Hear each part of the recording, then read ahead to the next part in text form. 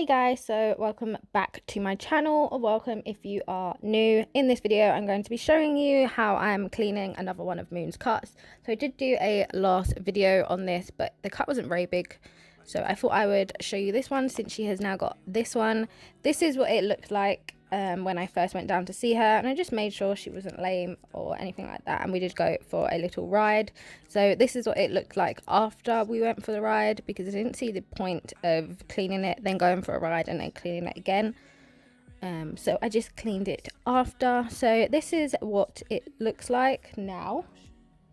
And I've got some boiled water here with some cotton pads, and I'm just kind of trying to get as much like dirt and kind of anything that could be possibly be in there off. And you do want to try and do this like carefully and kind of gauge where, like, what's painful for them and what's not. So Moon was pretty chill. There was a couple of bits that she was like, that's a bit sore.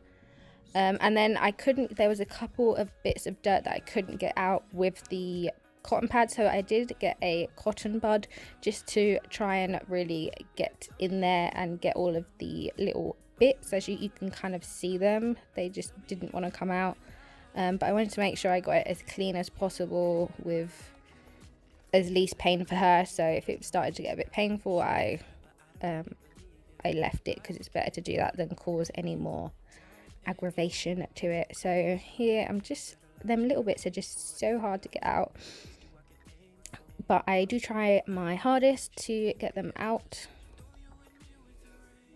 And as you can see, it's around the cut, it is a tiny bit swollen, but only just around the cut. So, and she's not lame or anything.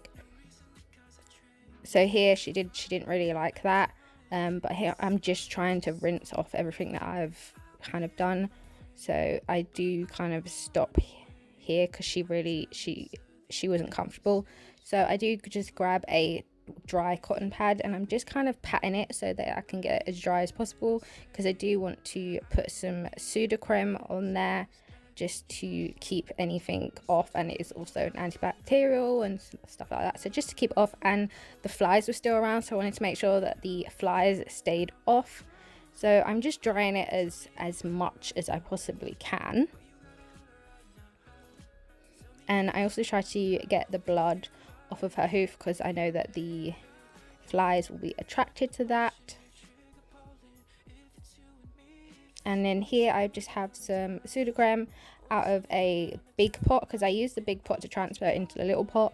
So I use the big pot obviously because it's more sterile, because I just scoop it out with a knife normally to put it in her little pot. And I just put it on with a cotton bud, and I just tried to get as thick as I could over the initial cut and then around the edges. And then you do kind of want to try and blend it with your finger. As you can see, it does come away from the cut a little bit, so then you just add a little bit more into where the cut is. Can be annoying because if you wipe the wrong way, it just pulls it off, so you've got to kind of finesse it around kind of thing. And then that was pretty much all I did. And then I did check it every day, and I did put more pseudocreme on it every day. I didn't need to clean it anymore because it actually stayed pretty clean with the pseudocreme on. So I just kind of wiped it off with a cotton pad and then put some more pseudocreme on there. This is what it looked like 2 days. Is it 2 days later? 2 days later. And then this is what it looked like, I think, about a week later. And I didn't put any, once it scabbed over like this, I didn't put any pseudocreme on it. And then this is what it looks like. I think that's like a week and a bit later. So yeah, that is what it looks like. So I hope you guys found this helpful, and I will see you in the next one. Bye guys.